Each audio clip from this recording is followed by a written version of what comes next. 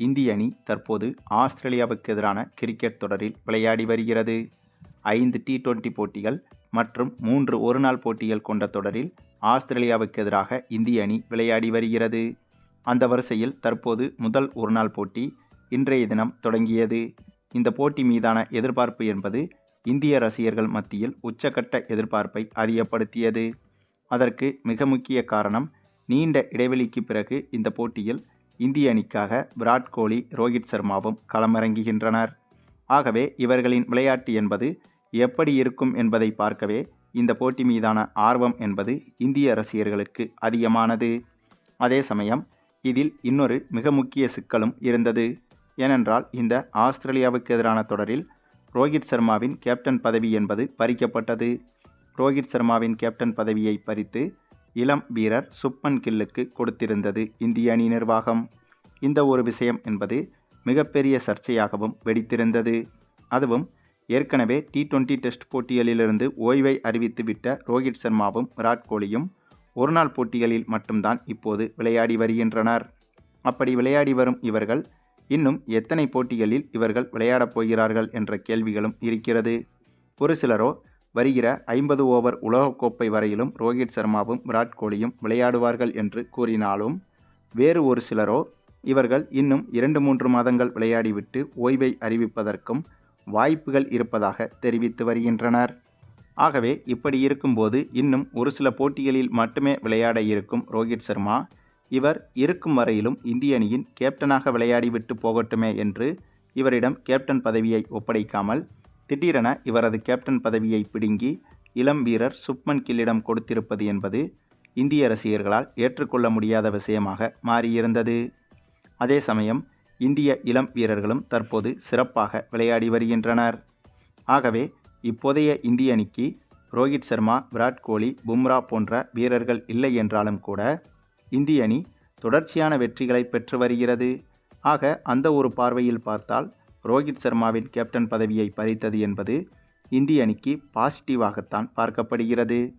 ஆகவே இந்த இடத்தில் ரோஹித் சர்மாவுக்கு கேப்டன் பதவி கொடுத்திருக்க வேண்டுமா, அல்லது இந்த நேரத்தில் சுப்மன் கில்லுக்கு கேப்டன் பதவியை கொடுத்தது சரிதானா என்பதை பற்றியும் உங்களுடைய கருத்துக்களையும் கமெண்டில் தெரிவிங்க. அதே சமயம் இன்று தொடங்கிய இந்த முதல் ஒருநாள் போட்டியில் டாஸை வென்று முதலில் பந்து வீச்சை தேர்வு செய்திருந்தது ஆஸ்திரேலிய அணி. மேலும் இந்த போட்டி ஆஸ்திரேலியாவில் வைத்துதான் நடைபெறுகிறது. ஆகவே இந்த தொடர் என்பது முழுக்க முழுக்க ஆஸ்திரேலியாவுக்கு சாதகமாக இருப்பதற்குத்தான் அதிக வாய்ப்புகளும் இருக்கிறது.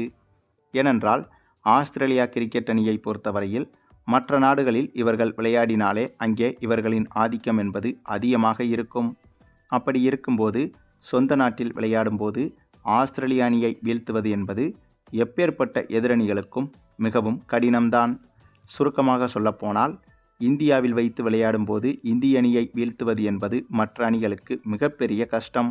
ஆகவே அதே போலத்தான் ஆஸ்திரேலிய அணியும் கூட. ஆஸ்திரேலிய அணியை அதன் சொந்த மண்ணில் வைத்து வீழ்த்துவது என்பது மிகவும் கடினமான விஷயம். அப்படி இருக்கும்போது இன்று தொடங்கிய இந்த முதல் ஒருநாள் போட்டியில் டாஸும் ஆஸ்திரேலிய அணிக்குத்தான் விழுந்தது. ஆகவே இந்த ஒரு விஷயம் ஆஸ்திரேலிய அணிக்கு கூடுதல் அட்வான்டேஜாகவும் மாறியது. இதனால் டாஸை வென்றதால் முதலில் பந்து வீச்சை தேர்வு செய்த ஆஸ்திரேலிய அணி பந்து வீச களமிறங்கியிருந்தது. பின்னர் பேட்டிங் செய்ய களமிறங்கிய இந்திய அணிக்கு ஆரம்பமே அடுத்தடுத்த அதிர்ச்சிகள் காத்திருந்தது. ஏனென்றால் ஓப்பனிங் இறங்கிய நம்ம ஹிட்மேன் ரோஹித் சர்மா வெறும் 8 ரன்களில் அவுட்டாகி ரசிகர்களை அதிர்ச்சியடைய வைத்தார். இவருக்காகத்தான் இந்திய ரசிகர்கள் கடந்த சில நாட்களாக ஒட்டுமொத்த இந்திய அணி கிரிக்கெட் நிர்வாகத்தையும் பசைபாடி வந்தனர். ரோஹித் சர்மாவின் கேப்டன் பதவியை எடுத்து சுப்மன் கில்லுக்கு கொடுத்ததற்கு எதிர்ப்பு தெரிவிக்கும் விதமாக இந்திய கிரிக்கெட் நிர்வாகம் மீது இந்திய ரசிகர்கள் கொந்தளித்து வந்தனர்.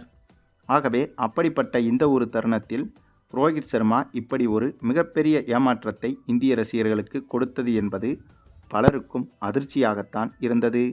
அதன் பிறகு இவரை தொடர்ந்து விராட் கோலி பேட்டிங் செய்ய வர இங்கே தாங்க ரசிகர்களுக்கு அடுத்த அதிர்ச்சி காத்திருந்தது. ஏனென்றால் 8 பந்துகளை எதிர்கொண்ட விராட் கோலி அதில் ஒரு ரன்னை கூட எடுக்காமல் 0 ரன்னில் டக் அவுட் ஆனார். இது இந்திய ரசிகர்களுக்கு மிகப்பெரிய அதிர்ச்சியை கொடுத்தது. அதன் பிறகு இந்திய கேப்டன் சுப்மன் கில்லும் வெறும் 10 ரன்கள் எடுத்து அவுட்டாக ஆக இதனால் இந்திய அணி மிகப்பெரிய சரிவை ஆரம்பத்திலேயே சந்தித்தது. இதனிடையே அவ்வப்போது மழையும் குறுக்கிட்டது. திடீரென மழை வருகிறது, அதன் பிறகு போட்டி நிறுத்தப்படுகிறது, மீண்டும் மழை நின்றவுடன் போட்டி தொடர்கிறது, மீண்டும் மழை வருகிறது, மீண்டும் போட்டி நிறுத்தப்படுகிறது, மீண்டும் தொடர்கிறது என இப்படியாக மீண்டும் மீண்டும் இந்த போட்டி அடிக்கடி தடைபட்டு கொண்டே இருந்தது. அதுவும் இந்திய அணிக்கு மிகப்பெரிய சிக்கலை ஏற்படுத்தியது. அதன் பிறகு ஒரு கட்டத்தில் மழை மீண்டும் வர இதனால் இந்த போட்டி 26 ஓவர் போட்டியாக மாற்றப்பட்டது. இதன் காரணமாக இந்த விஷயம் என்பது இந்திய அணிக்கு மிகப்பெரிய சிக்கலையும் உண்டு பண்ணியது. ஏனென்றால் இந்த போட்டி தொடங்கும் போதே 26 ஓவர் போட்டி என்று கூறியிருந்தால் அதற்கு தகுந்தது போல பேட்ஸ்மேன்கள் விளையாடியிருப்பார்கள். ஆனால் கிட்டத்தட்ட பாதி ஓவர்கள் பேட்டிங் செய்த பிறகு திடீரென 26 ஓவர்கள் போட்டி என்று கூறுவது பேட்டிங் செய்யும் அணிக்கு மிகப்பெரிய பின்னடைவாக மாறியது.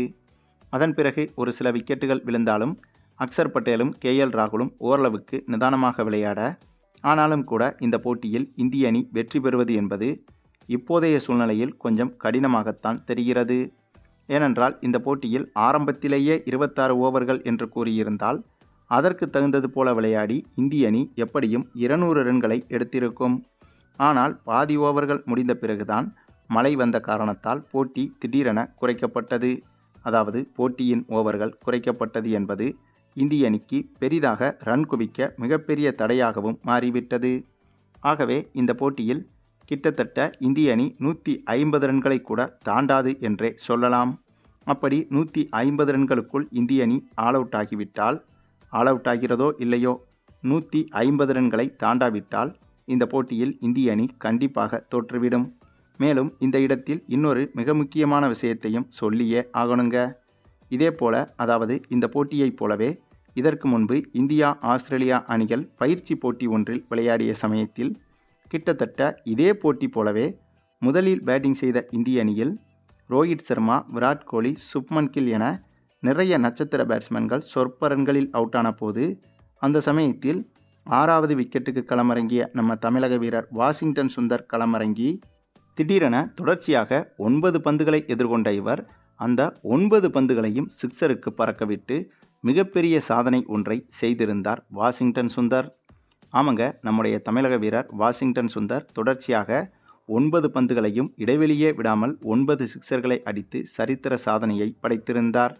ஆக இந்திய அணியில் சீனியர் வீரர்கள் திணறினாலும் கூட இளம் வீரர்கள் இப்போதும் எந்த பயமுமின்றி தொடர்ச்சியான சிக்ஸர்கள் அடிக்கும் அளவுக்கு திறமையாக விளையாடுகின்றனர். விக்கெட்டுகள் விழுகிறதே என்ற கொஞ்சம் கூட பயமே இல்லாமல் அதிரடியாக விளையாடி வெற்றி பெற வேண்டும் என்ற இந்திய அணியின் எண்ணத்தை வாஷிங்டன் சுந்தரின் இந்த ஒரு இன்னிங்ஸ் என்பது வெளிப்படுத்தியது. மேலும் அதே போல ஒரு இன்னிங்ஸை இன்றைய போட்டியிலும் வாஷிங்டன் சுந்தர் வெளிப்படுத்தினால் கண்டிப்பாக இந்த போட்டியில் இந்திய அணி வெற்றி பெறுவதற்கு அதிக வாய்ப்புகள் இருக்கிறது. ஆனால் என்ன ஒன்று, அந்த போட்டி 50 ஓவர் போட்டியாக முழுவதுமாக நடைபெற்றது. ஆனால் இன்றைய போட்டியோ 26 ஓவராக நடைபெறுவதால் பிரஷர் என்பது இந்திய பேட்ஸ்மேன்களுக்கு இன்னுமே அதிகமாக இருக்கும். ஆக எது எப்படியோங்க, இன்றைய போட்டியில் இந்திய அணி வெற்றி பெறுவது என்பது கொஞ்சம் கடினம்தான். அப்படியே வெற்றி பெற்றுவிட்டால் கண்டிப்பாக இந்த ஒருநாள் தொடரை இந்திய அணி எளிதாக கைப்பற்றிவிடும். ஒருவேளை இன்றைய போட்டியில் இந்திய அணி தோல்வியடைந்தால் கூட அடுத்து வரும் போட்டிகளில் இந்திய அணி வெற்றி பெறுவதற்கு அதிக வாய்ப்புகள் இருக்கிறது. மேலும் இன்றைய போட்டியில் டாஸும் கூட ஆஸ்திரேலிய அணிக்குத்தான் சாதகமாக விழுந்தது. அதனைத் தொடர்ந்து மழையும் அடிக்கடி குறுக்கிட்டு அதுவும் ஆஸ்திரேலிய அணிக்கு சாதகமாக மாறியது.